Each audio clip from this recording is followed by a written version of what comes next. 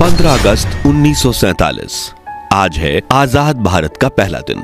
200 सालों के संघर्ष के बाद आखिरकार हमारा महान देश आज आजाद हो चुका था। एक तरफ करोड़ों भारतीय आजादी की खुशी में झूम रहे थे, वहीं दूसरी तरफ लाखों बंटवारे के दर्द से करा रहे थे। उस शाम 5 बजे इंडिया गेट के पास प्रिंसेस पार्क में लॉर्ड माउंटबेटन को ब्रिटेन का झंडा उतारकर भारत का तिरंगा झंडा फहराना था।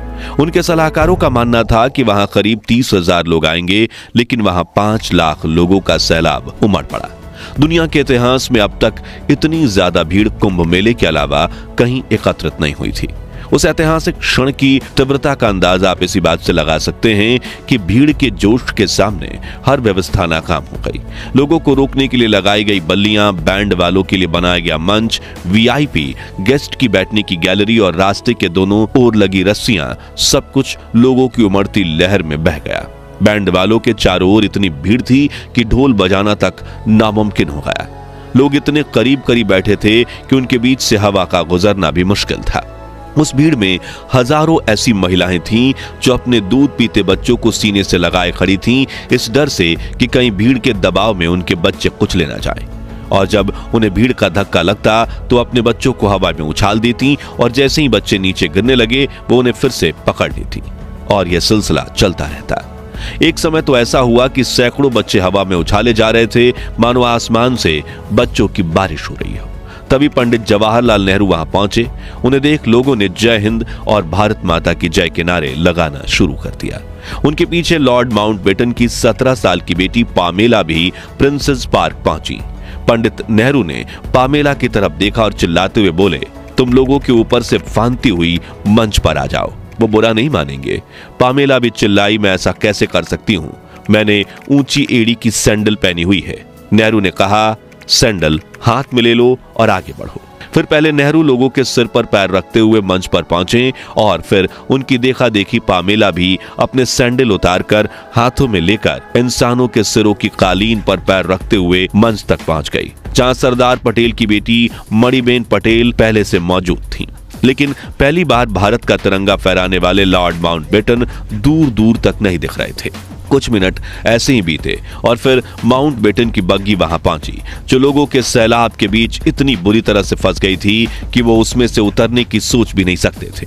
इसलिए उन्होंने पंडित नेहरू की तरफ देखते हुए चिल्लाकर कहा, लेट्स होस्ट द फ्लैग, यानी चलिए झंडा फहराइए। जिसके बाद प्रिंसेस पार्क में भारत का महान तिरंगा फहराया गया और माउंटबेटन ने अपनी बग्गी पर ही खड़े होकर तिरंगे को सलामी दी। इस ऐतिहासिक दृश्य को अपनी आंखों से देख रहे उन 5 लाख लोगों के मुख से पहली बार आवाज निकली, भारत माता की जय। और उन्होंने दूसरा नारा लगाया, माउंटबेटन की जय, पंडित माउंटबेटन की जय। भारत के पूरे इतिहास में इससे पहले किसी दूसरे अंग्रेज को यह सौभाग्य प्राप्त नहीं हुआ था कि वो लोगों को इतनी दिली भावना के साथ ये नारा लगाते हुए सुने। उस दिन वायसराय माउंटबेटन को वो चीज मिली जो चीज उनकी परनानी रानी विक्टोरिया को नसीब नहीं हुई थी और ना ही उनकी किसी और संतान को। और जब यह आवाज गूंजी तो माउंटबेटन के रोंगटे खड़े हो गए और आंखों में आंसू आ गए। उस ऐतिहासिक और मधुर क्षण में भारत के लोगों के दिलों में ऐसा उल्लास था कि पलासी की लड़ाई, 1857 के अत्याचार और जालियांवाला बाग की खूनी दास्तान जैसे दुखद अध्याय मानो कहीं खो गए। जैसे ही भारतीय तिरंगा हवा में लहराया, उसके ठीक पीछे एक इंद्रधनुष उभर आया। ऐसा प्रतीत हुआ जैसे प्रकृति भी भारत की आजादी का जश्न मनाने और उस पल को और अधिक रंगीन बनाने के लिए तैयार थी। इस ऐतिहासिक क्षण का अनुभव करने के बाद जब माउंटबेटन अपनी बग्गी में बैठकर गवर्नमेंट हाउस की ओर बढ़े, तभी उनकी पत्नी एडविना ने थकी मांदी महिलाओं को अपनी बग्गी में चढ़ा लिया। वे इतनी निढाल हो चुकी थी कि लगभग बग्गी के पहिए के नीचे आ गई थी। वे महिलाएं उन सीटों पर बैठ गईं जो काले चमड़े से मड़ी हुई थीं और इंग्लैंड के राजा रानी के बैठने के लिए बनाई गई थी। उसी बग्गी में भारत के प्रधानमंत्री जवाहरलाल नेहरू भी मौजूद थे, लेकिन उनके लिए कोई सीट उपलब्ध न होने के कारण वो बग्गी के हुड पर बैठ गए। दृश्य न केवल स्वतंत्रता का बल्कि बराबरी और भाईचारे का प्रतीक बन गया।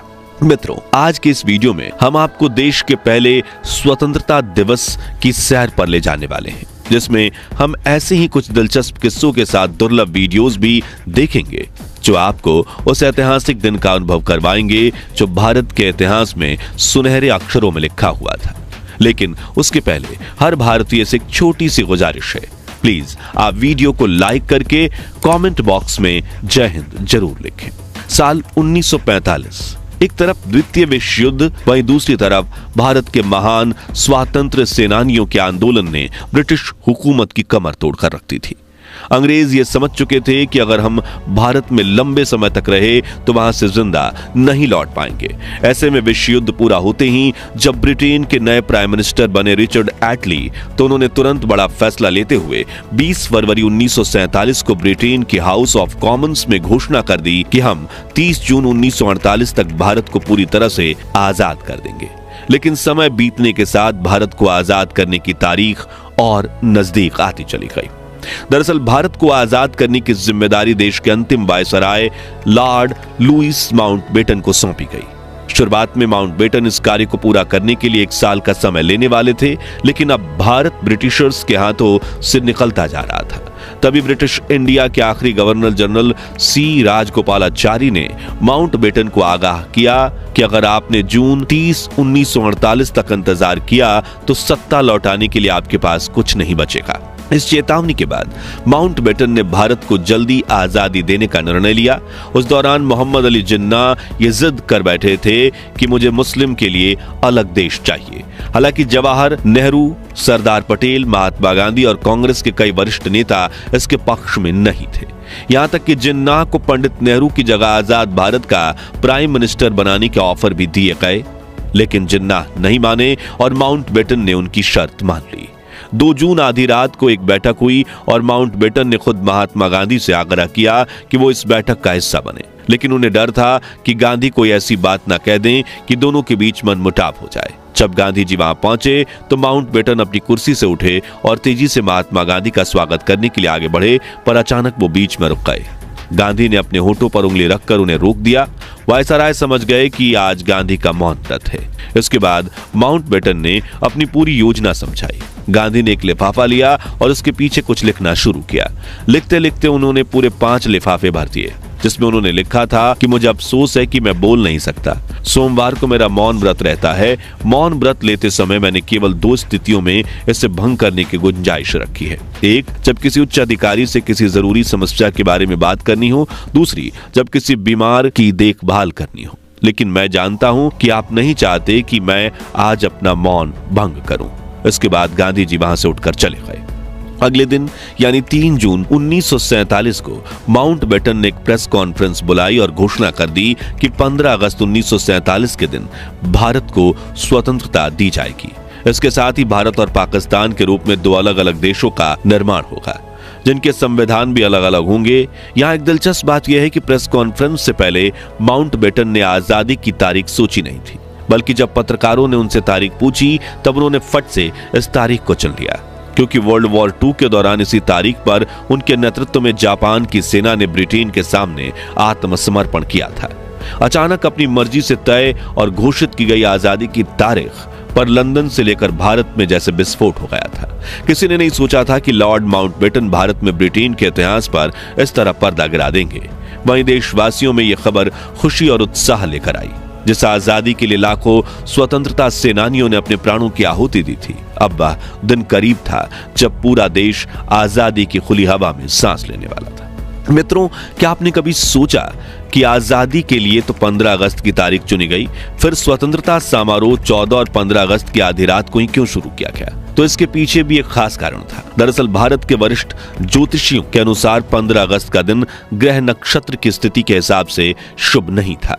उन्होंने सलाह दी कि इतने महत्वपूर्ण कार्य के लिए यह दिन उपयुक्त नहीं है और सौभाग्य से 14 अगस्त के दिन सितारों की स्थिति 15 अगस्त की तुलना में ज्यादा बेहतर थी।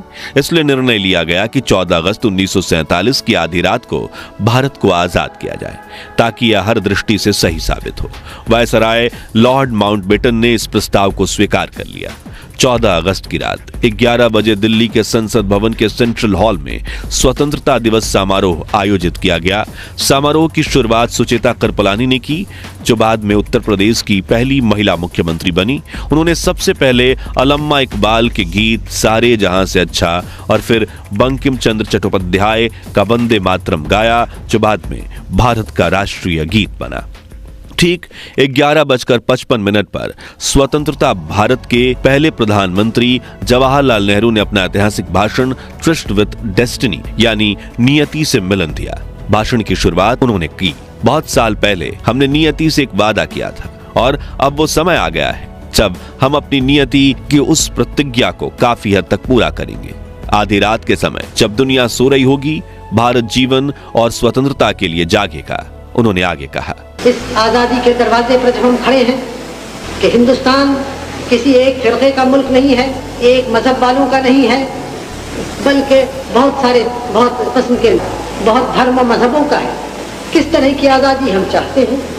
उनके इन शब्दों ने आजादी के महत्व और नए भारत के सपने को बखूबी अभिव्यक्त किया। फिर जैसे ही घड़ी ने 12 के रात बजा दिए, शंखनाद की गूंज पूरे सेंट्रल हॉल में फैल गई। वहां मौजूद लोगों की आंखों से खुशी और भावुकता के आंसू बह निकले और महात्मा गांधी की जय के नारों से सारा माहौल गूंज उठा। इसके बाद आजादी के लिए अपने प्राण न्यौछावर करने वाले वीर स्वतंत्रता सेनानियों की याद में 2 मिनट का मौन रखा गया। संसद भवन के बाहर मूसलाधार बारिश हो रही थी। इसके बीच हजारों भारतीय इस ऐतिहासिक क्षण का इंतजार कर रहे थे। जैसे ही पंडित नेहरू संसद से बाहर आए, लोगों की भीड़ उमड़ पड़ी। वरिष्ठ पत्रकार खुशवंत सिंह ने उस भावनात्मक पल को याद करते हुए लिखा, हम सब रो रहे थे। अनजान लोग एक दूसरे से खुशी से गले मिल रहे थे। वहीं एक वरिष्ठ अमेरिकी पत्रकार ने इस क्षण का अनुभव साझा करते हुए लिखा, सड़कों पर लोग खुशी से झूमते और चिल्लाते नजर आ रहे थे। हिंदू, मुसलमान और सिख सभी जाति और धर्म के भेद को भुलाकर आजादी का जश्न मना रहे थे। माहौल ऐसा था मानो यह न्यूयॉर्क के टाइम्स स्क्वायर पर नए साल की पूर्व संध्या हो। 15 अगस्त की सुबह 8:30 बजे लॉर्ड माउंटबेटन ने जवाहरलाल नेहरू को स्वतंत्र भारत के प्रथम प्रधानमंत्री के रूप में शपथ दिलाई। आइए इस ऐतिहासिक क्षण की दुर्लभ वीडियो देखते हैं। और हमारे सब प्रधानों के सामने फेडरल कोर्ट के चीफ जस्टिस न्यायमूर्ति श्री हरिलाल कन्या के हाथों देश सेवा की शपथ लेते हैं। इसी तरह गवर्नर जनरल के हाथों अपनी नई हुकूमत के मुख्य प्रधान पंडित नेहरू और दूसरे प्रधान देश सेवा की शपथ ले रहे हैं। आजादी की यह जश्न सिर्फ दिल्ली में नहीं बल्कि पूरे देश में मनाया जा रहा था। हर तरफ भारत का तिरंगा लहरा रहा था। लोग सड़कों पर इकट्ठा होकर देशभक्ति के गीत गा रहे थे। हर तरफ भारत माता की जय, महात्मा गांधी की जय, जय हिंद और जय भारत के नारे गूंज रहे थे। और आजादी की खुली हवा में सांस लेते हुए सभी भारतीय उन क्रांतिकारियों को याद करते हुए आंखों में आंसू लिए जय हिंद के नारे लगा रहे थे, जिन्होंने देश को आजादी दिलवाने के लिए अपने प्राणों की आहुति दे दी थी। लेकिन दूसरी तरफ देश के कुछ हिस्सों में लोग बंटवारे का खौफनाक दर्द भी सह रहे थे। उनके लिए 14 अगस्त की रात खुशनुमा नहीं बल्कि दुख, दर्द और पीड़ा से भरी काली रात थी, जिस विषय में आप हमारी डिटेल्ड वीडियो डिस्क्रिप्शन में दी हुई लिंक से देख सकते हैं। तो मित्रों, भारत को स्वतंत्र राष्ट्र बनाने के लिए जिन महान क्रांतिकारियों ने अपने सुखद जीवन और प्राणों को भी दांव पर लगा दिया, उनके सम्मान में कमेंट बॉक्स में जय हिंद जय भारत जरूर लिखें। ये वीडियो पसंद आई हो तो इसे लाइक और शेयर करें। 5100 लाइक्स जरूर करवा दीजिए और ऐसे ही दुर्लभ वीडियोस के लिए हमारे चैनल को सब्सक्राइब करके पास वाली घंटी बजाना मत भूलिएगा। जय हिंद, वंदे मातरम।